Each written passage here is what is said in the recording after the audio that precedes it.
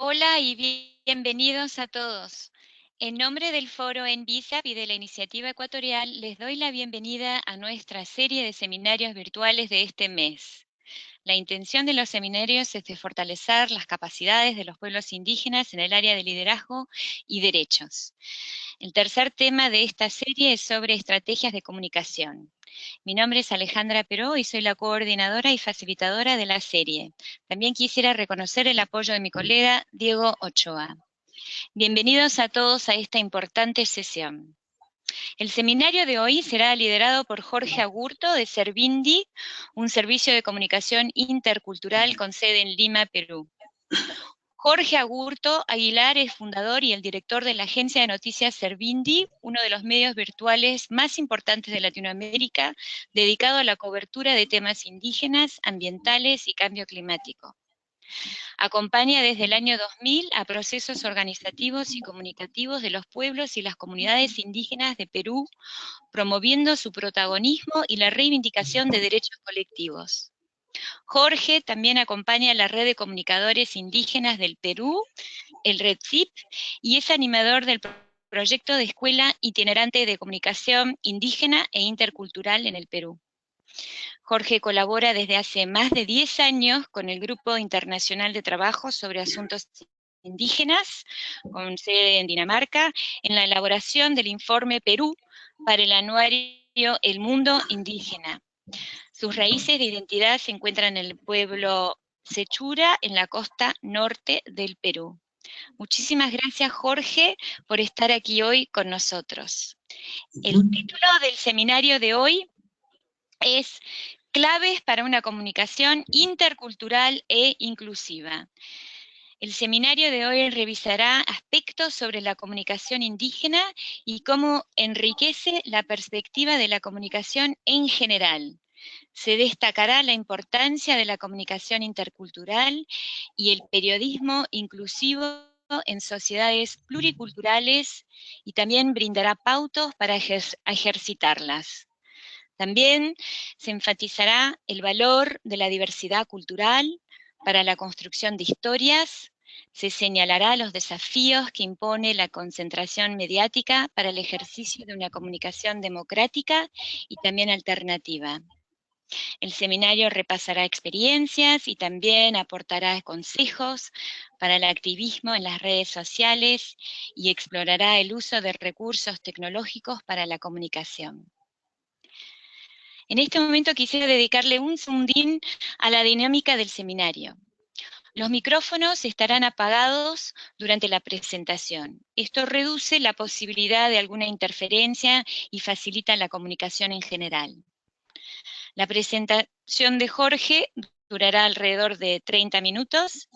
Luego invitamos a los participantes de mandar sus preguntas por escrito y también si quieren hacer una pregunta en vivo, pueden cliquear el icono de la mano en el panel que se encuentra en la pantalla del GoToWebinar. Y ahora tengo el placer de pasarle la palabra y de presentarlo a Jorge Agurto. Muchas gracias. Ante todo, muchas gracias, Alejandra, por la consideración de darme la oportunidad de poder llegar a comunicadores y personas interesadas en valorar y trabajar este tema, ¿no? Yo acabo de retornar el día viernes de la conferencia mundial de la Asociación de Investigadores en Comunicación Social, que se ha realizado en Cartagena, Colombia, y me llamó la atención, ¿no?, la reseña de la conferencia de apertura que dio Omar Rincón, ¿no? Una de las conclusiones es que estamos en un mundo cada vez más distanciado, cada vez más alejado de la política, del humanismo. Los medios de comunicación están desconectados y se han convertido en actores que no siempre responden a la justicia social, ¿no? ¿Y qué sigue? Dice, ¿no? Necesitamos plantear diferentes discursos y conceptos, debemos buscar otros caminos para entender, explorar y narrar el destino que nos ha dado la ruleta de la vida. Entonces, mira, este evento ha sido un evento mundial donde han habido más de 1000 conferencias, paneles, debates, ha congregado a más de 1000 personas y la sensación que hay es de que en materia de comunicación las cosas están por redefinirse, replantearse, y los parámetros conceptuales que se tenían en el siglo pasado ya no nos están sirviendo para el futuro, ¿no? Justamente ahí estoy compartiendo el nombre del evento mundial, donde puede también accederse a todos los participantes y a mucho del programa, que ha sido muy rico. Entonces yo empezaba por esto porque justamente veíamos que en esta lucha por tratar de darle mayor, contribuir, ¿no?, con nuevos conceptos a redefinir la comunicación, la importancia de recuperar el aporte del maestro Luis Ramiro Beltrán, ¿no? Luis Ramiro Beltrán de Bolivia, que en paz descanse, fue un batallador, ¿no?, desde la región latinoamericana por justamente romper ciertos modelos hegemónicos de pensamiento en materia de comunicación. Él plantea la comunicación horizontal y tiene una definición democrática de la comunicación que es sumamente valiosa. Él destaca que la comunicación es un proceso de interacción social democrática, ¿no? Se basa sobre el intercambio de símbolos, pero se busca voluntariamente compartir experiencias de acceso libre e igualitario sobre la base del diálogo y la participación, ¿no? Entonces, para él la comunicación no es informar de manera unidireccional o dar mensajes incompletos o sesgados, compartir ideas sin asegurar que sean entendidas o comprendidas, manipular, mentir, tergiversar, que es lo que estamos abrumados en los grandes medios de información, que más que comunicarnos nos desinforman y nos dan una versión un poco extraña de la realidad, ¿no? Entonces, destacaba justamente el aporte de Ramiro Beltrán y también en otro texto de Marta Rizzo, señalan, ¿no?, que la interculturalidad es comunicación intercultural. Se trata de dos universos simbólicos que intercambian informaciones, no siempre sin conflictos, pero lo importante es destacar esta dimensión de puente entre universos simbólicos que representa la comunicación. Luis Ramiro Beltrán tiene un libro muy valioso, muy importante, que se llama La comunicación antes de Colón. Este libro que se ha convertido en una joya, a tal punto que incluso yo no tengo el original, tengo fotocopia. Es un libro muy valioso porque él, con un equipo de trabajo, no lo hizo solo, lo hizo con un equipo de 4 personas, él nos propone todo un plan de cómo recuperar una visión íntegra de la comunicación, y para él justamente retoma la experiencia de la comunicación prehispánica, ¿no? Y él llega a sistematizar y señalar que la comunicación se puede clasificar no solamente en la oral, sino también en la gesto espacial sonora, la escrita, la iconográfica y la espacio monumental, ¿no? Son 4 grandes modalidades: entre los hombres y la naturaleza, entre los hombres y los dioses, entre las élites y el pueblo, y entre los hombres, que él sistematiza y da ejemplos en base a la cultura prehispánica de diversas partes, principalmente de Mesoamérica, la importancia que tiene tener una visión integral de la comunicación. Y esto justamente ha venido siendo alimentado de una manera muy fecunda a través del movimiento de comunicación indígena en Colombia, de donde yo he aprendido bastante. Colombia ha sido justamente los gestores de la primera cumbre continental de comunicación indígena que se realizó en 2010, y fue justamente donde surgió, ¿no?, la idea de articular y generar un pensamiento de comunicación indígena o comunicación propia. Ellos señalan justamente que la comunicación indígena es una actividad fundamental que sustenta y enriquece la vida de los pueblos, que debe ser la base para descolonizar el pensamiento y ofrecer al mundo nuestras cosmovisiones como alternativa para construir un mundo nuevo basado en la reciprocidad y el respeto entre los seres humanos y la madre naturaleza en el contexto de la crisis civilizatoria occidental, ¿no? Entonces, es sumamente destacable, sumamente valorable esta frase, ¿no?, que resume de alguna manera lo que representa la comunicación, donde ellos tienen como base la cosmovisión y la reciprocidad y el respeto entre los seres humanos y la madre naturaleza, ¿no? La madre naturaleza que encierra a todos los seres, ¿no? A la madre tierra, al agua, a una serie de seres, entidades ecosistémicas, espirituales, que tienen una visión, y que justamente una de las expresiones de la crisis occidental o civilizatoria es que no valora, no valora y no respeta la naturaleza, no valora y respeta al mundo, ¿no? Entonces, por eso la crisis climática, por eso una serie de temas que están afectando a nuestra civilización actual.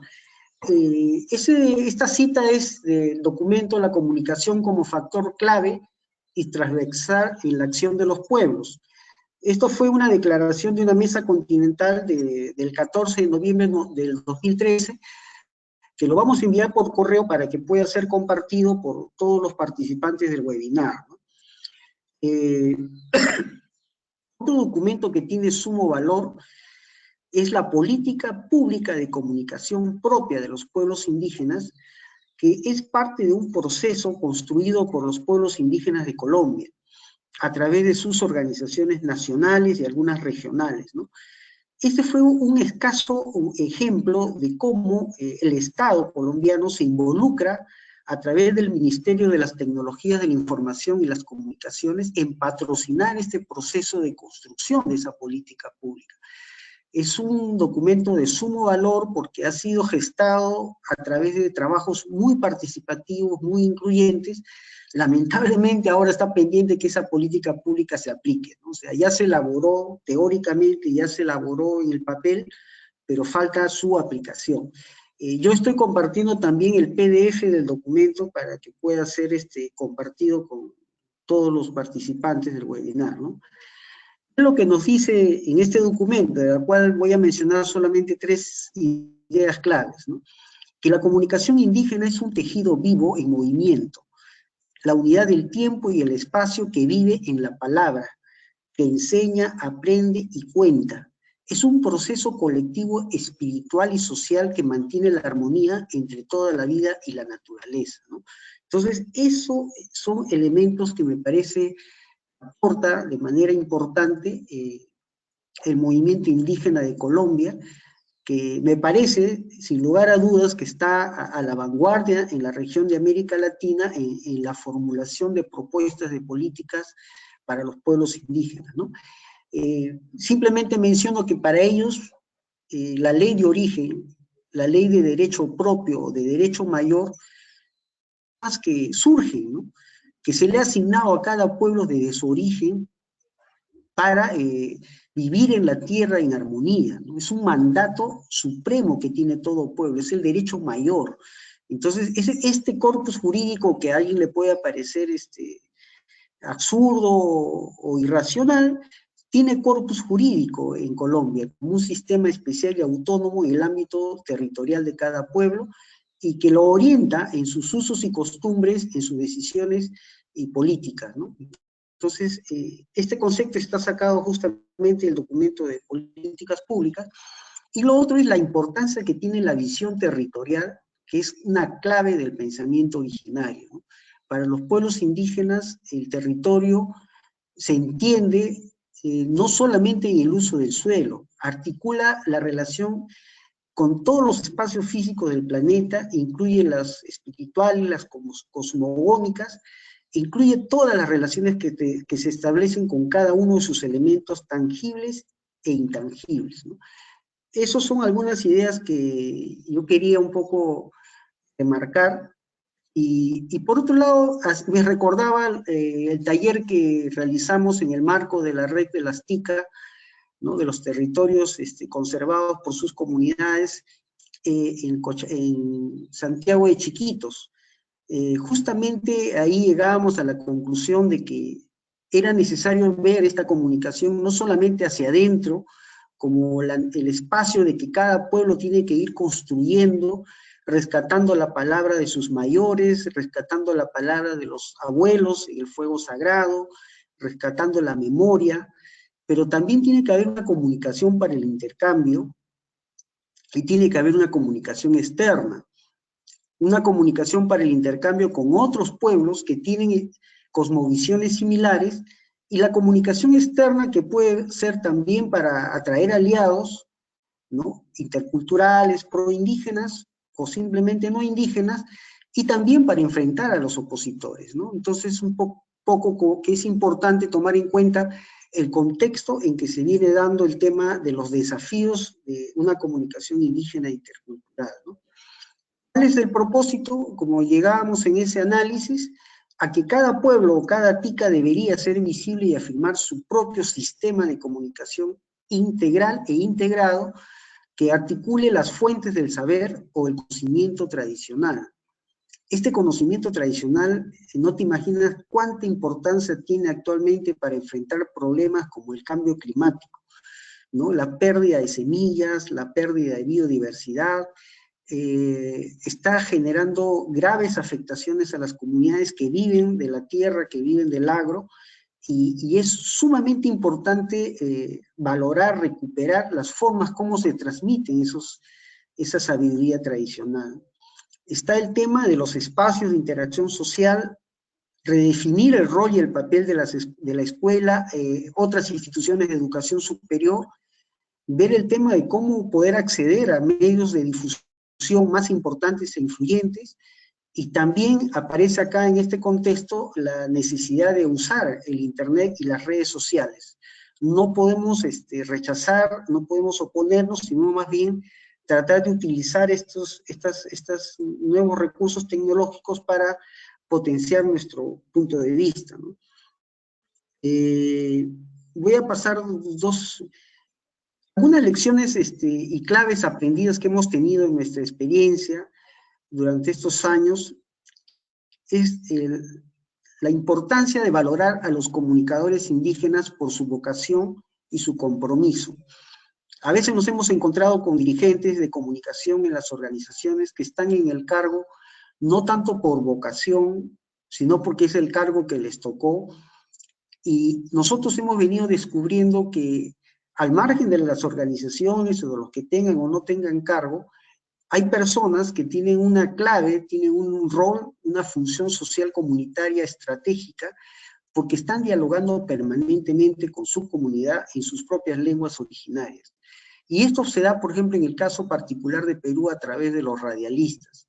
Personas que con mucho sacrificio a veces alquilan un espacio radial para tratar de dialogar con sus comunidades, y tengan o no tengan auspicio, tengan o no tengan publicidad, a veces hacen actividades, polladas, fiestas, profundos, pero tratan de mantener sus espacios de comunicación con su pueblo, ¿no? Entonces, para nuestra estrategia, para nuestro aprendizaje, valorar a esos comunicadores ha sido fundamental, ¿no? Otro tema es producir con la participación activa de los propios comunicadores. No pensar que nosotros o las personas que han egresado de las universidades tienen la solución y la respuesta para los productos que deben consumir la población originaria o la población rural. Debemos producir con la participación activa de los propios comunicadores, debemos validar los productos de comunicación con los mismos comunicadores. No solamente ya recogimos sus ideas, sus dibujitos, sino validar con ellos que el producto realmente responda a su entendimiento, responda a su necesidad, ¿no? Y naturalmente difundir los productos empleando diversos medios y canales libres de reproducción, ¿no? Dentro de lo que es justamente, pasando un poco al tema de la interculturalidad, un autor, Rodrigo Arce, de Perú, un facilitador forestal muy prestigiado acá en nuestro medio, hizo un pequeño resumen de que justamente el objetivo de promover el diálogo intercultural requiere un conjunto de condiciones que muchas veces no se generan y no se cumplen. Está el respeto a las personas, respeto a los diferentes, el reconocimiento del otro, la equidad, el conocimiento del otro, ¿no? Entonces son algunas condiciones que me parecen podían motivar un debate, una reflexión. Él es autor de varios libros, incluso están en línea, se podía un poco profundizar. Él plantea, por ejemplo, la importancia de gestionar el conflicto desde la interculturalidad. ¿Qué significa esto? Participar en la dinámica sociocultural, asumir la interculturalidad como un campo de intercambios, negociaciones y resignificaciones, asumir el compromiso de desarrollar aprendizajes y competencias interculturales que tienen básicamente dos dimensiones, ¿no? Hay una dimensión crítica y una dimensión ética política. Esto está graficado en el siguiente cuadro, ¿no? Donde en la dimensión crítica tenemos que aprender, por ejemplo, a descubrir y construir nuestra propia identidad y reconocernos positivamente en la diversidad. Investigar críticamente la discriminación y el racismo como problemas históricos y estructurales. Establecer relaciones de complementariedad y diálogo intercultural entre distintos saberes, éticas y sensibilidades. En la dimensión ética política está aprender a colocarse en el lugar del otro, rechazar la discriminación y desarrollar una ética de respeto y solidaridad. Aprender a deliberar y participar en espacios públicos y resolver conflictos mediante el diálogo intercultural. Estas son algunas estrategias de las dimensiones que implica aprender a ser intercultural, ¿no? Sobre lo cual hay muy poca información, no la suficiente, ¿no? Omar Rincón, un famoso comunicador colombiano, compartió en algunos momentos algunas claves, algunos consejos para desarrollar un periodismo intercultural. Él proponía, por ejemplo, evitar de imitar a los periodistas colonizados, que se sienten parte del poder y que no tienen nada propio que contar, ¿no? Son personas muy agraciadas quizás, pero que simplemente leen lo que las direcciones determinan, ¿no? Entonces, ese no es el ideal de periodista o de comunicador que uno buscaría. Está el tema de redescubrir nuestras identidades como son y como valen para la historia, ¿no? Practicar todas las identidades que somos, ¿no? Hay personas que son hijos de padre de un pueblo y de otro pueblo, o de un mestizo y un pueblo indígena, o de un afro y un indígena andino o amazónico. Entonces, lo bonito, lo maravilloso es que es una tarea para los periodistas y comunicadores redescubrir esas identidades y practicarlas de manera consciente, ¿no? Valorar que los comunicadores indígenas tienen una cosmovisión propia para ofrecer al mundo, ¿ya? Batallar por nuestras historias, que dice Omar Rincón, la historia es una lucha por historias. Tener historias propias es existir en el mundo, y existir es estar en los medios con historias y relatos propios. Y por último, afirmar y construir nuestra interculturalidad. Encontrémonos en lo común y vivamos en lo diferente, como cada quien quiere ser, ¿no? Estos consejos de Omar Rincón me parecen sumamente valiosos, sumamente aconsejables, y recapitulando, no imitar al periodismo colonizado, colocar a las comunidades y pueblos como protagonistas de la noticia, batallar por mostrar sus propios rostros, expresiones. Agregamos nosotros, esto ya no es de Omar Rincón, cultivar fuentes propias con arraigo, ¿no? Respetar y mostrar las cosmovisiones distintas a las nuestras, redescubrir y mostrar las pluriidentidades de los pueblos. Esto de alguna manera es, simplemente quiero destacar dos agregados, ¿no? De que todos necesitamos de algún modo ser interculturales, ¿no? En países como el nuestro, donde la diversidad cultural es enorme, acá en el Perú tenemos más de 50 pueblos indígenas reconocidos oficialmente, necesitamos ser interculturales, si no, no vamos a entender lo que sucede en el país, lo que sucede con la población. De otro lado, la propia interculturalidad es comunicación, es una forma completa de comunicación. Entonces, un desafío es de un periodismo intercultural ser plural y diverso, distinto y diferente. Para nosotros, en particular, consideramos importante generar opinión ética reflexiva, construir posición. La imparcialidad ética no existe. Uno puede tener en el estilo periodístico una forma de redacción informativa que separe la opinión de la información, y esto es una estrategia muy aconsejable en materia de periodismo intercultural, para no mezclar las subjetividades, ¿no?, de convicción con la información.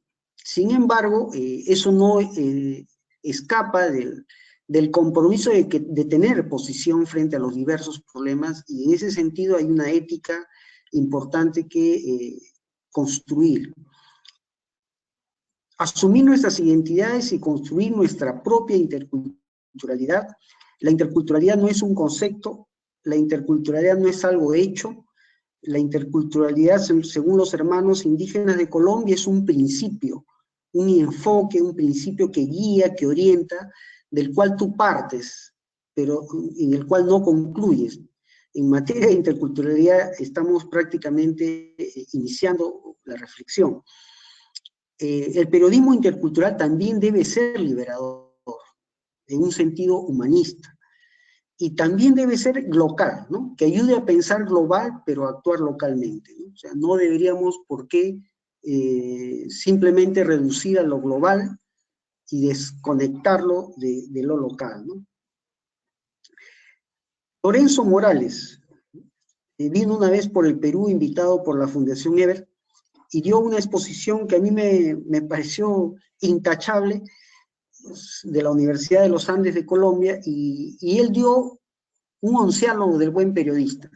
Dio 11 consejos sumamente prácticos. Limitar el mensaje, no querer decirlo todo de golpe. Traducir la jerga. A veces hay palabras, usos, expresiones que no los entienden todos, y más en un universo donde nos estamos conectando internacionalmente. Si bien es cierto, no hay que perder la riqueza del idioma y ni perder los términos y sentidos locales, hay que traducirlos o explicarlos. Hay que identificar procesos. Uno de los grandes problemas de los medios de difusión actual es que la noticia es el acontecimiento, la noticia es lo que sucedió, la noticia es lo instantáneo, pero no nos están ayudando a identificar los procesos. Entonces, un buen periodista debería tratar de relacionar su información con procesos sociales, procesos culturales más profundos. Pisar la calle. Hay personas que piensan que desde su oficina de redacción o desde su cabina de radio pueden hacer periodismo. Tenemos que pisar la calle, tomar contacto con la población, con la gente a la cual nos dirigimos. Buscar el costo humano. Muchas veces damos informaciones en base a cifras de muertos, de accidentes, de damnificados, pero no estamos humanizando la información.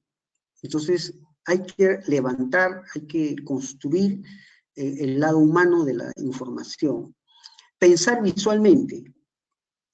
Es otra idea muy importante en un mundo donde todos somos de alguna manera parte de la cultura audiovisual y tenemos otros parámetros para entender las cosas, especialmente los jóvenes. Debemos tratar de hacer nuestra noticia, de hacer nuestra información en la medida que el tiempo nos lo permita, de una manera visual, de una manera con imágenes. Evitar falsos balances cuando hagamos reportajes. La información que está cargada hacia una opinión, hacia un sector, en desmedro de la otra, no siempre es la que mejor convence.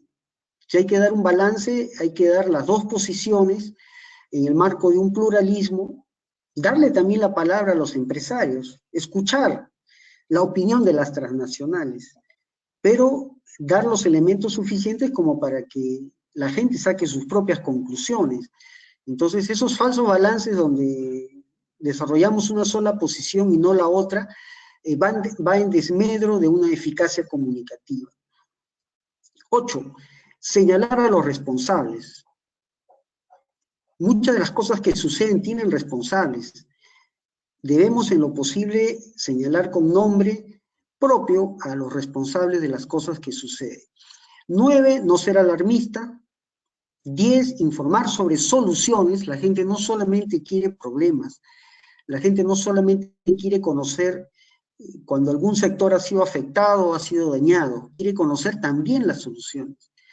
Y por último, pelear por nuestra historia, ¿no? Para que la historia se difunda y no quede en un círculo estrecho. Desde la experiencia de Servindi, nosotros podríamos resumir un poco 5 pasos que podríamos señalar como el círculo virtuoso para haber sobrevivido durante 10 años haciendo, ¿no? Sobre la base de una experiencia que es nuestro relacionamiento horizontal, democrático, de acompañamiento con las organizaciones indígenas, Servindi nunca ha querido representar a los pueblos indígenas, Servindi nunca ha querido hablar por los pueblos indígenas.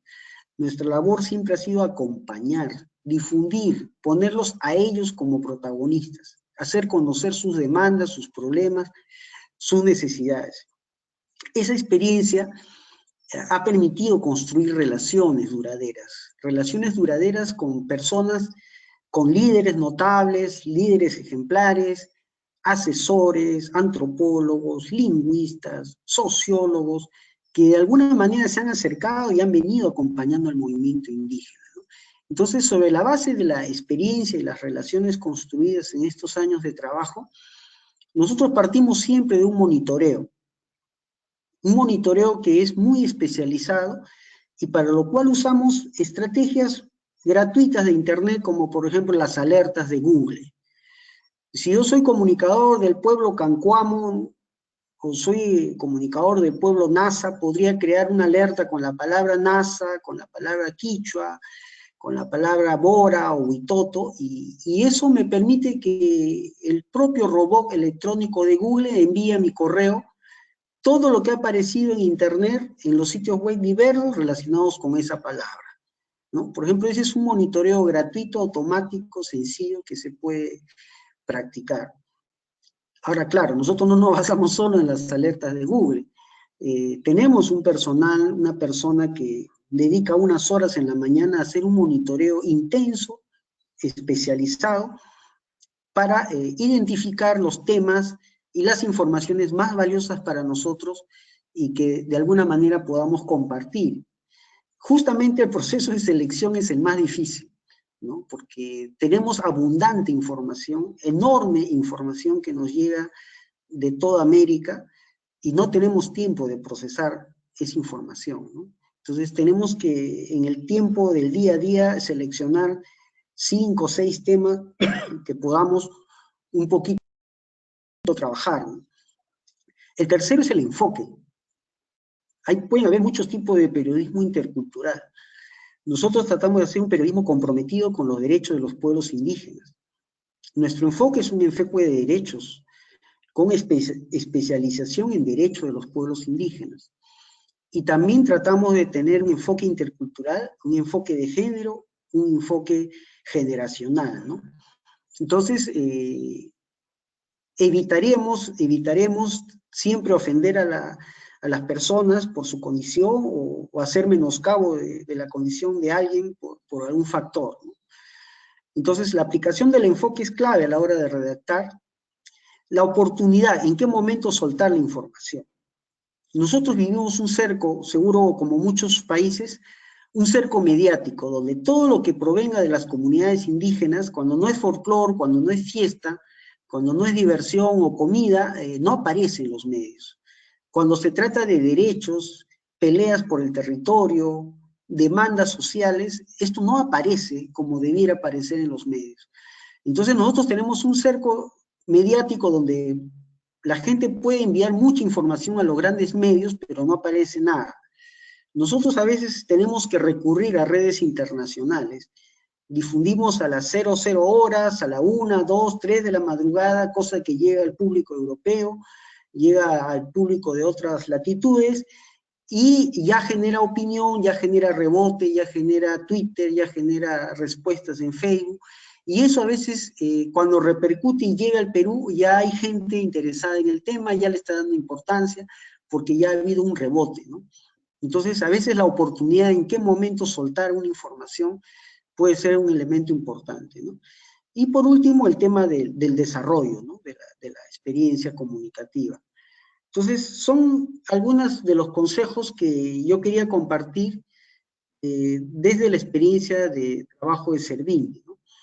En realidad, acá hay algunas láminas más que tienen que ver con el derecho a la comunicación. Yo no quisiera quizás expandirme demasiado, salvo que sea necesario, pero hay un derecho a la comunicación de los pueblos indígenas que es un derecho humano fundamental y que es la condición y la base para ejercer otros derechos. No puedes ejercer el derecho al territorio, el derecho a la participación, el derecho al desarrollo, todos los derechos si es que no tienes derecho a la comunicación. Y en el caso de los pueblos indígenas, si ellos no están informados adecuadamente, si no tienen la capacidad de expresarse, ¿no?, en sus propias lenguas, tenemos ahí una omisión de este derecho humano fundamental, ¿no? Entonces, es importante destacar el derecho a la comunicación como un derecho emergente. Hay una regulación internacional, tanto a nivel de Naciones Unidas, hay una declaración de principios sobre libertad de expresión de la OEA del año 2000, que son ejemplares, documentos estratégicos. Hay una declaración también de los relatores sobre libertad de expresión del año 2007. Es un documento sumamente valioso que también lo estoy enviando como un documento adjunto para compartir, que se puede encontrar por internet, pero lo importante es que destaca la necesidad de una radio incluyente y da principios para que se pueda promover desde el Estado este tipo de libertad de expresión. Para terminar esta primera parte, quisiera recalcar que la interculturalidad es un principio y un enfoque transversal, ¿no?, y básico para generar y aplicar políticas públicas, que hay que revalorar y redimensionar la interculturalidad como propuesta liberadora, descolonizadora, orientado al cambio social. Hay que impulsar el diálogo intercultural como herramienta de acción, transformación social, y desarrollar planes de comunicación intercultural como estrategia puente para la incidencia y el cambio social transformador, ¿no? Y por último, afirmar el derecho a la comunicación como un derecho humano fundamental y clave para un régimen democrático.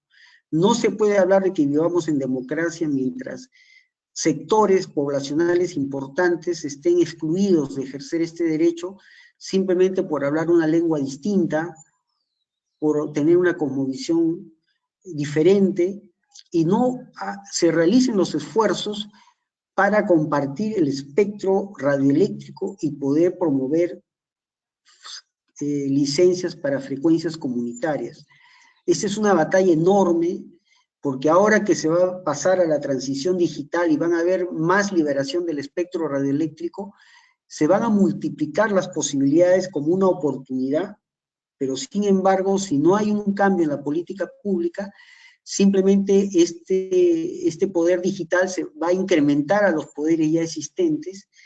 Y por otro lado tenemos el tema de la concentración. El tema de la concentración ya ha sido advertido como un problema sumamente grave que altera las democracias, como un fenómeno que está creciendo de una manera espeluznante en el contexto de la convergencia tecnológica, donde encontramos empresas que ya no solamente controlan la televisión de cable o televisión de paga, sino que también te ofrecen paquetes de internet, te ofrecen paquetes de señales de canal abierta, y hay monopolios en la concesión de las frecuencias radiales, y encontramos lugares donde a veces hay un conflicto, y por un lado la comunidad no tiene acceso a una radioemisora propia, pero sin embargo la empresa se instala y a través de una fundación compra y monopoliza las concesiones. Acá en el Perú vivimos una situación donde el 78% de todo lo que se imprime como periódico en el Perú pertenece a un solo grupo de poder, el Grupo del Comercio. Y el Grupo del Comercio no es solamente un grupo económico, empresarial, periodístico, sino que también tiene accionistas vinculados a empresas constructoras muy poderosas, y algunas incluso que han estado asociadas al escándalo de corrupción de Odebrecht. Entonces, ¿En qué medida podríamos confiar en la independencia, en la imparcialidad, en el pluralismo de una cadena de información que está altamente comprometido con poderes fácticos que no solamente determinan lo que la gente consume como noticias o lo que ve como televisión, sino que también permea e influye fuertemente las decisiones políticas de gobiernos o regímenes muy adictos a servirlos de una manera permanente, ¿no? Acá en el Perú, posiblemente si la justicia es justa, vamos a tener 4 presidentes presos, ¿no? Y hay uno, Alberto Fujimori, acaba de entrar a prisión la semana pasada, Ollanta Humala y su señora. Alejandro Toledo está con pedido de captura, está en Estados Unidos, y Alan García, 2 veces presidente en el Perú, es otro de las personas que también ha sido señalada con negociados hacia la empresa Odebrecht, pero que sin embargo, gracias a sus influencias, en estos momentos se encuentra libre de cualquier tipo de juicio, ¿no? Entonces, el fenómeno de la corrupción, el fenómeno de la crisis ética que vive nuestra sociedad es gravísimo, y frente a ello los comunicadores y la comunicación indígena, la comunicación intercultural, es cada vez más necesaria para entendernos, para rehumanizarnos, para encontrarle el verdadero sentido a las relaciones sociales, para encontrar el contacto con la naturaleza, que nos está enviando una de sus peores respuestas, que es el cambio climático. Entonces yo quisiera llegar hasta ahí y dar paso también a la participación, a las preguntas de los miembros que están en este momento en el webinar. Muchísimas gracias, Jorge. Gracias por esta presentación verdaderamente muy interesante, que resalta los desafíos de la comunicación actual y también nos hace pensar en cómo redefinir la comunicación y llegar a una comunicación democrática y un periodismo intercultural. Así que muchísimas gracias por compartir estas reflexiones también finales en cuanto a próximos pasos y cómo hacer y cómo acompañar procesos. En este momento me gustaría abrir el foro para ver si hay algunas preguntas.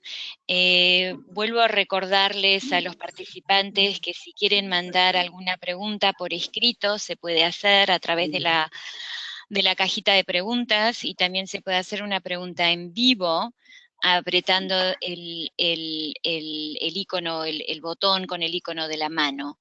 Así que, por favor, espero que tengamos alguna pregunta, algún comentario del público.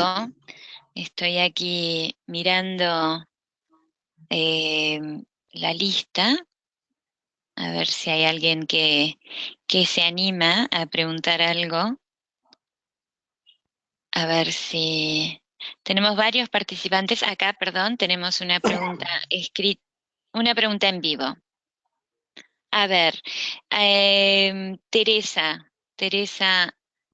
Lainez. Le pido por favor a Teresa que haga su pregunta y también que se presente. O sea, si pertenece a alguna organización, etcétera. Gracias, Teresa.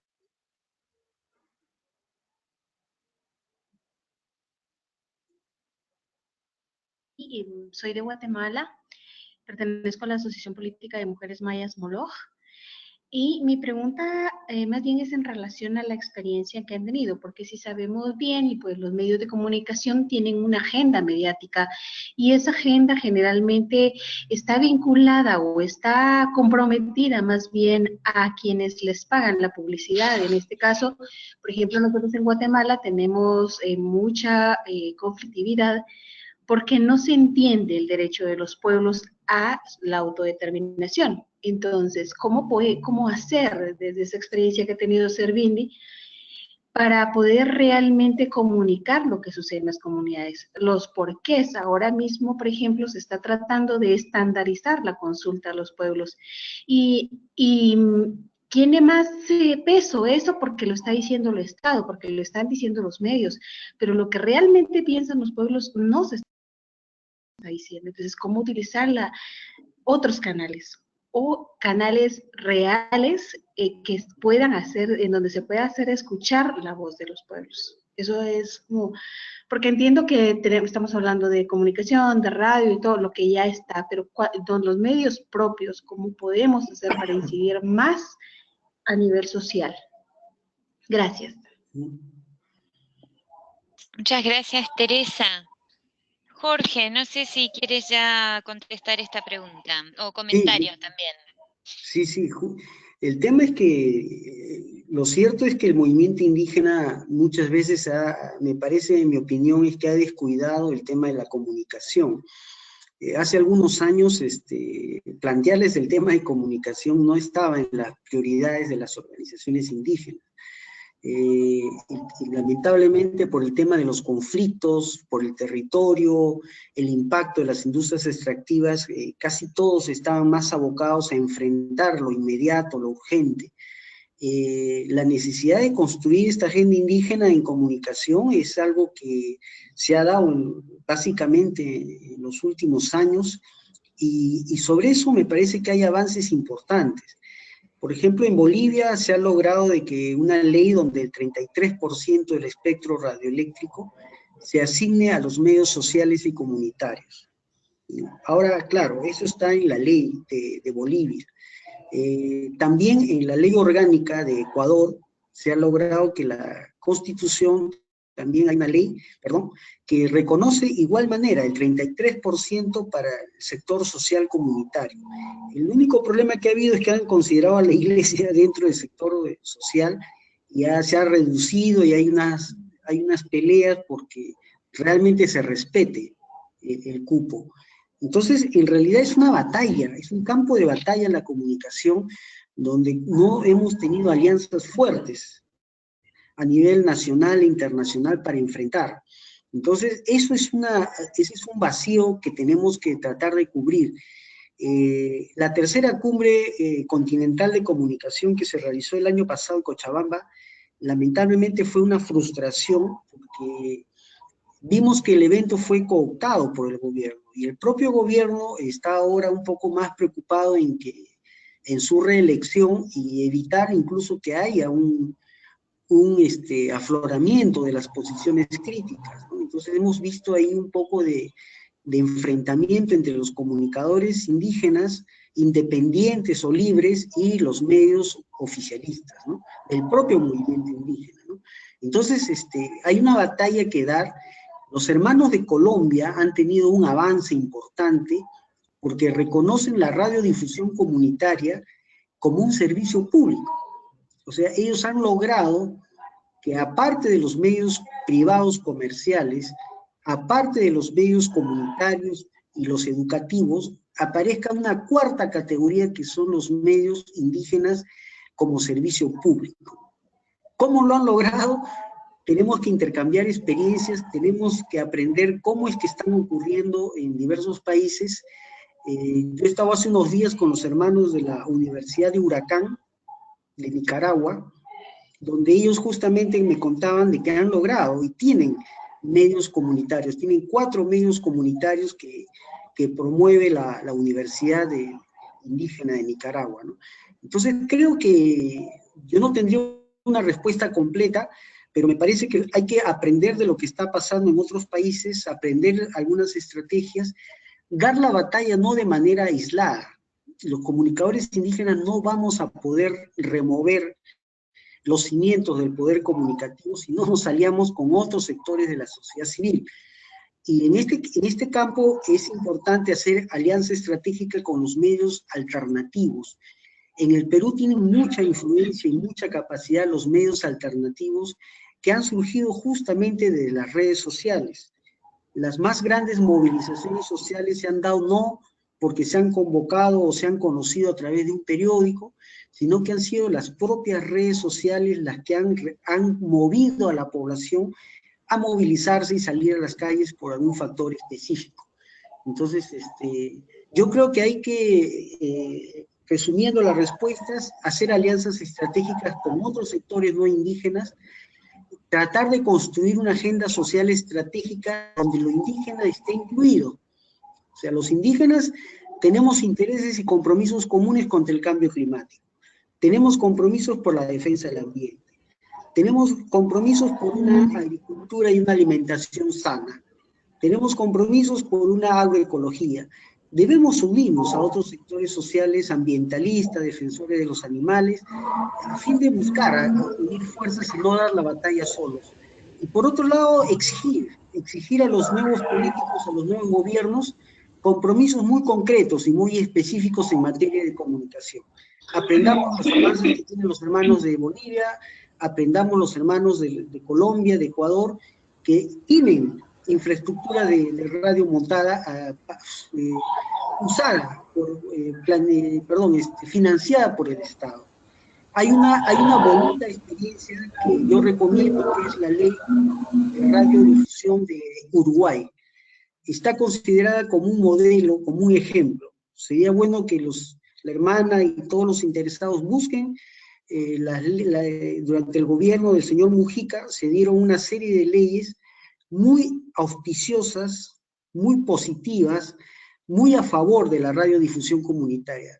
Deberíamos hacer esfuerzos por compartir esas experiencias para que puedan ser también replicadas en otros países.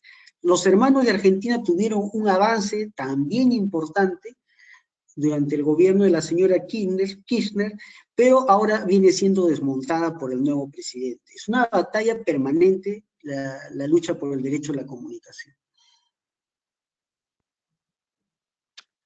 Muchísimas gracias, Jorge y Teresa. Vamos a ver si tenemos alguna otra pregunta. Acá tenemos una pregunta escrita, una pregunta larga, así que, Jorge, voy a leer esta pregunta de la señora Catherine Careaga. La pregunta es la siguiente. Soy antropóloga. Actualmente trabajo en el Museo Americano, en el Museo de Historia Natural de Nueva York. Y acabo de terminar una especialización de periodismo en línea. Por cierto, me encantaría poder compartir esta información por medio de sus cursos u otros cursos acerca del periodismo en general. También deja el curso en línea es con coursera.org. Sigue la pregunta, el comentario. Poder compartir esta información por medio de sus cursos u otros cursos acerca del periodismo en general. Creo que acabo de empezar a contestar mi pregunta, el papel de los medios alternativos. Entonces la pregunta es, ¿cómo los antropólogos y otros no indígenas podemos seguir apoyando a estos esfuerzos? Esa sería la pregunta. Bueno, un saludo al Museo de Historia Natural, a la amiga que nos escribe desde allá. Me parece muy, muy, muy sana y muy importante su colaboración, ¿no? Su pregunta, porque los antropólogos son las personas, antropólogos, antropólogas, son las personas que más han tenido este acercamiento hacia los pueblos, pero a veces también se ha hecho desde una mirada un poco más académica, de una mirada un poco más ajena, ¿no? Como que los indígenas son objeto de estudio, y justamente lo que ellos buscan es que se les valore, ¿no? En su identidad, en sus derechos, de igual a igual, y ahí el surgimiento de una antropología distinta, ¿no? Como la practicó en nuestro país José María Arguedas. José María Arguedas es un ícono, un baluarte de la identidad cultural andina en el Perú, y él hizo un trabajo pionero en lo que es la construcción de una antropología adecuada, ¿no?, al contexto andino. Yo creo que los antropólogos tienen muchísimo que aportar porque por su vivencia, por su interés, por su ética, tienen un interés en valorar la diversidad cultural y realmente lo pueden hacer, ¿no? O sea, yo creo que habría que desarrollar artículos, reportajes, reflexiones y sobre todo acompañar a las organizaciones indígenas en sus problemas, ¿no? Nosotros tenemos como colaboradora de Servindi a Gisela Evangelisti, una persona que vive en Italia, una señora ya jubilada, que desarrolló un trabajo antropológico en el Perú acompañando a diversos pueblos amazónicos, y siempre nos envía desde Europa unos reportajes fabulosos. La mirada antropológica es esencial para ver cosas que no se ven, los entramados sociales y culturales que la gente no se da cuenta. Entonces la antropología tiene mucho que aportar, ¿no? Entonces ella a veces manda artículos sobre los conflictos que tienen las migraciones en Europa, los problemas que tuvo la otra vez una ministra de ascendencia africana, ¿no?, en Italia. Nos manda una serie de reportes, ¿no? Cada vez de donde se encuentre, ella tiene mucho cariño por nuestro trabajo y cuando puede nos manda sus reportajes, que a pesar de que son extensos, a pesar que son largos, son 5 o 6 páginas, uno los lee de un tirón, uno los lee con gusto, con placer, desde el inicio hasta el final, porque la forma, el enfoque, lo que te cuenta es una forma distinta de ver las cosas. Entonces, yo creo que por ahí tenemos muchísimo que aportar hacia un periodismo intercultural, ¿no? Y el aporte de los antropólogos y en sí de todos los trabajadores sociales. Ahí sí voy a volver a una lámina que no había mencionado antes, ¿no? ¿Por qué es importante conocer y evaluar las políticas públicas sobre pueblos indígenas? Porque nuestros estados son monoculturales. Nuestros estados son estados hijos de la colonia, son estados colonialistas, o tienen una herencia colonial muy fuerte, y lamentablemente no están en capacidad de interpretar la diversidad cultural existente, ¿no? En nuestro país está la tala ilegal a vista y paciencia de las autoridades desde hace mucho tiempo. Está la minería ilegal a vista y paciencia de todo el mundo. El oro sale por los aeropuertos. Aquí existe un narcotráfico que no se extermina desde hace décadas. Nuestra producción de pasta básica se ha incrementado y ha superado a la de Colombia. Existen muchas ilegalidades, existen muchas informalidades, y ese Estado es así, ¿no? Y no se va a cambiar tan rápidamente, ¿no? Entonces, pero sin embargo es el Estado que impone políticas lesivas y que no nos permite gozar de un Estado democrático de derechos. Tenemos enormes problemas, como el cambio climático que va a hacer trizas las capacidades de los Estados. Acá hemos vivido hace poco el fenómeno del niño llamado costero, que ha generado, que ha demostrado la falta de previsión, planificación e inversión de parte del Estado, que no ha gastado recursos a pesar que los tenía, ¿no? Entonces, tenemos que encontrar un camino distinto que procure el bienestar y el buen vivir para todos, ¿no? Entonces, por eso es necesario cuestionar el modelo dominante y favorecer un desarrollo humano y sostenible, ¿no? Entonces, saludo la preocupación de la amiga antropóloga por aportar también al tema, ¿no? Muchas gracias, Jorge. Tenemos otra pregunta escrita, así que voy a leer la pregunta. Y después de esta pregunta, Jorge, no sé si quieres luego retomar la presentación, porque sé que había algunas láminas con otros puntos que querías resaltar.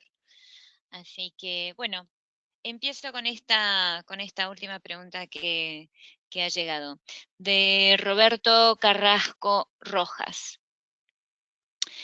En el marco de la responsabilidad social corporativa, los estados podrían fomentar políticas públicas que fortalezcan las experiencias de comunicación intercultural indígena. Es un desafío enorme hoy frente al alto nivel de desigualdad como el derecho a la información, que los pueblos indígenas no tienen una participación justa. Si las empresas socialmente responsables son capaces de facilitar ambientes propicios de participación e intercambio de experiencias de comunicación. Mira, el tema no solamente el Estado es una cuestión opcional, sino que es una obligación. Los Objetivos de Desarrollo Sostenible al 2030, que es el marco de la nueva agenda social y plantea una serie de objetivos, y si uno revisa los 17 indicadores de las ODS, o los Objetivos de Desarrollo Sostenible, va a ver que todos, en su mayoría, están relacionados a poblaciones rurales e indígenas. Entonces, justamente los estados están en la obligación de atender estas políticas sociales y, naturalmente, tienen que promover políticas interculturales. Los estados van a carecer de eficacia, van a carecer de lograr sus objetivos si es que no aplican políticas interculturales. La Declaración sobre los Derechos de los Pueblos Indígenas de las Naciones Unidas, que justamente este año, el 13 de septiembre, va a cumplir su primera década, es el documento de derechos humanos más importante que ha gestado la comunidad internacional en los últimos años. Después de la Declaración de los Derechos Humanos, que reconoce los derechos de las personas, y muchas de las constituciones políticas empiezan con los derechos de la persona, la Declaración de las Naciones Unidas sobre los Derechos de los Pueblos Indígenas enfatiza el componente histórico de los pueblos entendidos como sujetos afectados en sus derechos justamente por la aparición de los estados. Los estados han surgido desconociendo, haciendo tabla rasa, avasallando derechos originarios de colectividades que simplemente, por no ser parte del poder, han sido mermados en su existencia, y es por este motivo que justamente hay una doctrina del descubrimiento, y ahora que viene el Papa por estos lares, va a visitar Colombia, luego Chile y Perú, es que se está preparando también a nivel internacional una acción para que de alguna manera la Iglesia y el Estado Vaticano adjure de la doctrina del descubrimiento, que fue una de las doctrinas de colonización que justificó la expropiación de los territorios indígenas. Entonces, la necesidad de levantar el derecho territorial de los pueblos es esencial para la vida, y por otro lado, si queremos que estos derechos puedan ser respetados, debemos recordar lo que dice el artículo 16 de esta declaración, que dice: los pueblos indígenas tienen derecho a establecer sus propios medios de información en sus propios idiomas, y acceder a todos los demás medios de información no indígenas sin discriminación. Esta declaración, como le digo, va a celebrar su primera década, fue aprobada por todos los estados, es un documento de Naciones Unidas, y tiene la suficiente fuerza moral, jurídica y legitimidad como para que sea exigible a los estados. Entonces me parece que sí existe una obligación de los estados en adoptar políticas interculturales. Si no, estaríamos reproduciendo una visión excluyente, una visión discriminadora, ¿no? Muchas gracias, Jorge. Jorge, te invito ahora a concluir con estas últimas láminas que tenías, así que te paso la palabra nuevamente. Perfecto. Y lo que quería básicamente es destacar que cuando nos han pedido alguna experiencia de cómo poder tener un programa radial indígena exitoso, hemos reflexionado y hemos encontrado de que el horario adecuado para la población es esencial, ¿no? Por ejemplo, aquí en el Perú tratamos de aprovechar los horarios de madrugada, ¿no? Los grandes medios no quieren compartir su espacio más importante con poblaciones indígenas, ¿no? Sin embargo, eso que puede parecer como una deficiencia es una oportunidad, ¿no? Tratamos de que los comunicadores, perdón, ellos tratan de alquilar sus espacios a las 4 o 5 de la madrugada, que es la hora en que justamente la población indígena se despierta y sintoniza, ¿no? Entonces, hemos encontrado de que, por ejemplo, la importancia de fortalecer espacios radiales en horarios estratégicos, ¿no? Los conductores deberían ser bilingües, de preferencia un varón y una mujer, porque son públicos distintos, incluso quizás hasta deberían tener segmentos distintos, diferenciados, ¿no? Es muy importante que estos radialistas estén familiarizados con las costumbres y idiosincrasia de su audiencia. El otro tema es tener los canales adecuados para retroalimentar la información.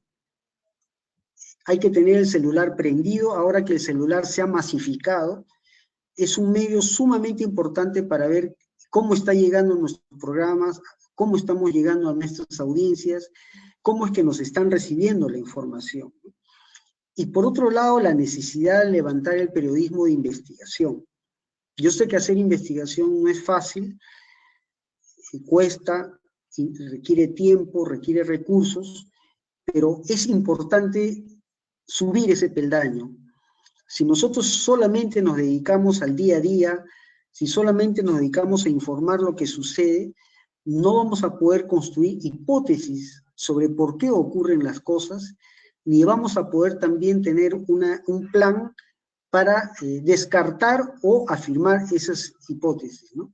Entonces, nosotros acá hemos desarrollado algunos cursos, algunos talleres de periodismo de investigación. A la gente le ha fascinado, ¿no? De que existen pasos, que existe una metodología que nos puede servir para mejorar nuestra capacidad informativa y no se necesita ser un experto o un académico para hacer periodismo de investigación, sino ir teniendo destrezas en las herramientas adecuadas, ¿no? Cruzar la información, hacer entrevistas de base, observar lo que sucede, indagar, revisar documentos, etcétera, etcétera, ¿no? Pero es algo que se puede aprender, no es algo imposible que no se pueda realizar, ¿no? Actualmente en el Perú no existen condiciones para medios indígenas propios y esto de la sostenibilidad es un gran problema. Incluso en Bolivia, donde hay políticas de promoción para medios indígenas. Entonces, la sostenibilidad de los programas muchas veces está en los espacios privados, pero depende de la popularidad y la temporada de los programas, ¿no? Nosotros hemos encontrado que una buena opción para llegar a tener un alcance mediático mayor es las campañas publicitarias mediante spots o microprogramas. Me parece que debemos prestar atención a la elaboración de spots y microprogramas que pueden durar 1 minuto a 2 o 3 minutos, que si nos concentramos en producir spots y microprogramas poderosos en contenido, poderosos en mensajería, poderosos en presentar casos vivos que estén bien dramatizados, a pesar de su brevedad, a pesar de su concisión, los spots pueden ayudar a diseminar alguna serie de temas, una serie de mensajes que nuestra población necesita recibir. Naturalmente con esto no vamos a resolver el problema de la comunicación, pero dentro de una estrategia me parece importante para una campaña levantar esto de los spots, ¿no? Quería un poco también señalar que el derecho a la comunicación como un derecho emergente, ¿no? Se manifiesta fundamentalmente en las libertades de expresión e información, ¿no? Que son llamados los derechos comunicativos. Quizás en Internet no encontremos mucha información sobre derecho a la comunicación, pero en realidad los relatores de la OEA, de África, etcétera, se reconocen como relatores de las libertades de expresión. Cada año se emiten informes sobre la libertad de expresión. Hace poco se ha presentado el informe del relator americano sobre la libertad de expresión, Y vamos a encontrar justamente que los comunicadores y periodistas comprometidos con las causas sociales son criminalizados, son asesinados y son situaciones sumamente graves en México, Colombia. Remarcar una vez más que la libertad de expresión e información está en una serie de tratados de derechos humanos, como el Pacto Internacional de Derechos Civiles y Políticos, está también en la Declaración de los Derechos Humanos, está en la Carta Interamericana de la OEA, está en una serie de documentos que es obligación de los estados cumplir y respetar. O sea, no les estamos pidiendo algo que esté fuera de su mandato político, y por otro lado, es parte también de una exigencia de democracia, ¿no? No pueden hablar de democracia si no se aseguran canales apropiados para la difusión. Por último, quisiera remarcar que el espectro radioeléctrico no es propiedad de los estados. El espectro radioeléctrico, según convenciones internacionales, es un patrimonio de la humanidad. Según los pueblos indígenas, también es un patrimonio de ellos, pero el Estado lo que hace es concesionar licencias. Lo que hace el Estado es otorgar frecuencias, y esas frecuencias tienen un tiempo de duración. Lamentablemente en el Perú y en toda la región existen poderosas empresas que monopolizan estas frecuencias, hacen una propiedad cruzada, a través de testaferros se hacen dueños de cadenas de emisoras y no comparten, y a veces incluso no cumplen un bien social, no cumplen una función comunicativa, sino que a veces son objeto de lucro y se alquilan, ¿no? En ese sentido yo quisiera remarcar una alianza que se ha formado a nivel de América por la diversidad y el pluralismo en la comunicación, que ha emitido una declaración que justamente está altamente preocupada por los niveles de concentración mediática en Latinoamérica. En Latinoamérica tenemos los niveles de concentración mediática más alta del planeta, ¿no? O sea, mientras el medio más poderoso de Francia o Alemania, apenas el medio principal ocupa el 30 o 40 o 45% a través de todo su poder mediático. Acá los niveles desbordan, ¿no?, del 60% para arriba, ¿no? Y Chile, Perú, ¿no?, Argentina son lugares donde se produce este fenómeno, y yo también estoy adjuntando a esta presentación esta declaración para que sea compartida, porque es necesario dar una batalla para que se pueda ejercer ese derecho a la comunicación, y justamente hay una tarea de hacer incidencia ante las relatorías de la libertad de expresión, tanto de la Comisión Interamericana como de Naciones Unidas, para que establezcan estándares y recomendaciones sobre libertad de expresión y concentración mediática. Ese es el paso que tenemos que empezar a medir ahora, ¿no? Porque los sistemas de medios ya están concentrados, y los procesos de digitalización de la radio y televisión no están siendo una oportunidad para el pluralismo y la diversidad, sino para consolidar y ampliar incluso la concentración.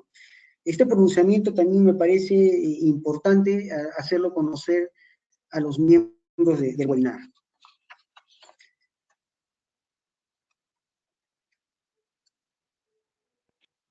Muchísimas gracias, Jorge, por esos últimos puntos de gran importancia, la verdad. Cómo usar las relatorías y también toda la infraestructura que existe ya dentro de Naciones Unidas y otros sistemas para poder seguir adelante con estos temas que estamos discutiendo en el día de hoy. Quisiera ver si tenemos ahora alrededor de 10 minutos, no más, para concluir esta sesión. Quería ver si alguien tenía alguna pregunta ahora con respecto a estos últimos o sea, hasta la última parte de la presentación de Jorge, o si no, algunas preguntas que quedaron desde el inicio. Voy a solo pasar por aquí para ver si queda algo.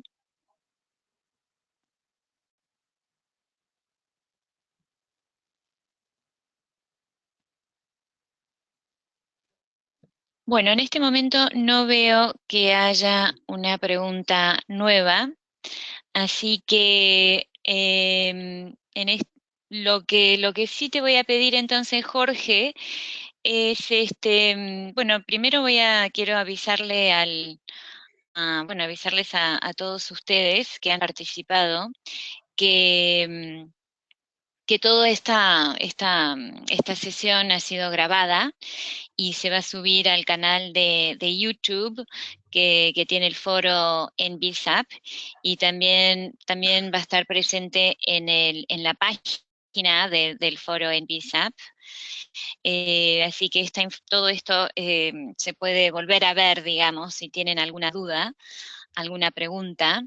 También Jorge ha dicho que tiene algunos otros recursos, algunos otros documentos que quiere subir y darnos, así que también esa información estará disponible. Así que te voy a pedir, Jorge, tal vez antes de concluir, si algunas últimas recomendaciones en cuanto a próximos pasos para la gente que está en el campo tratando de afrontar estos desafíos en Latinoamérica, por ejemplo, ya que con los ejemplos que nos diste hay tanto control ahí de los medios. Así que unas últimas recomendaciones para seguir adelante. Gracias. Sí. Está por un lado la agenda digital. Hay toda una agenda digital que levantar y construir, que tiene que ver justamente con los derechos de Internet. No solamente tiene que ver con los derechos de Internet, sino también con el control de la información y la forma como se vienen direccionando los contenidos, el flujo de los contenidos en el espectro de las web, ¿no?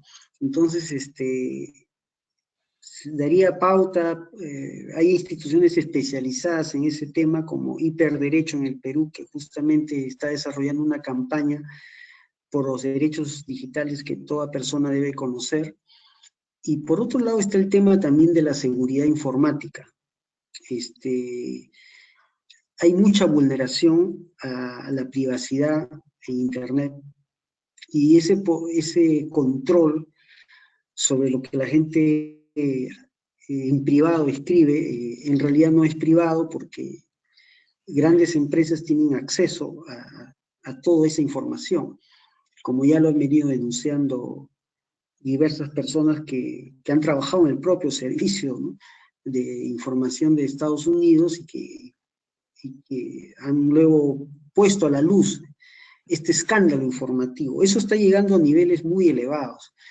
Hay recomendaciones, hay pautas para usar los complementos en los navegadores, hay códigos de correo cifrados para periodistas que tienen que revelar alguna información o manejan alguna información que no la pueden difundir de una manera muy liberal, ¿no? Hay, como les digo, correos de fuentes cifradas. Hay organismos como Frontline Defender que patrocina, capacita, orienta, ¿no?, a la protección de los periodistas, y así por el estilo. Es toda una agenda que lamentablemente no me ha dado tiempo de organizar. Yo quiero pedir disculpas porque he venido de viaje hace pocos días y he tenido una afección de salud que no me ha permitido redondear como quisiera la presentación, incorporando más recursos digitales, pero sin embargo estoy dispuesto a compartirlos, ¿no?, en la medida en que sea posible en las próximas horas, ¿no? Pero este tema de la agenda digital, que todo ciudadano debe conocer, lo que no sabes de la Internet y lo que la Internet sabe de ti, ¿no? El tema de las libertades informáticas y el control de la seguridad de nuestras informaciones son temas emergentes, son temas que están apareciendo junto con el de la concentración mediática y la regulación de los medios, que se están tomando decisiones de una manera acelerada, simplemente cuando no hay marcos regulatorios fuertes, y prácticamente las empresas transnacionales de cine, la televisión, cable, etcétera, están haciendo todo lo que pueden en beneficio de sus intereses sin el control de la sociedad civil, porque a veces explicar estos temas son complejos y no hay mucha ciudadanía informada, ¿no? Entonces, yo creo que los comunicadores indígenas, estén donde estén, deberían tener acceso a estos recursos de seguridad, ¿no? Para cifrar sus informaciones, y cuando tengan información muy delicada, también usar correos seguros, que existen felizmente algunos proveedores independientes que brindan ese tipo de servicios cifrados, ¿no? Que no tienen y no operan necesariamente en Estados Unidos sus centrales, ¿no? Entonces, yo te agradezco, Alejandra, la posibilidad de haber compartido, y me siento muy gustoso de hacerlo cuando sea necesario, y enviarte alguna información complementaria que alguno de los participantes solicite, ¿no? Muchas gracias, Alejandra. Muchísimas gracias, Jorge. Ahora están entrando otros mensajes de agradecimiento por el webinar. Muy interesante, muchas gracias, está diciendo la gente. Gracias por la valiosa información. Así que, como ha dicho Jorge, estaremos subiendo información complementaria, digamos, a lo que se ha presentado en el día de hoy, y les agradecemos a todos ustedes por haber participado, y también muchísimas gracias, Jorge, por tu presentación, por tu tiempo, y ya sé, nos has dicho que has estado mal de salud, así que esperemos que te mejores pronto.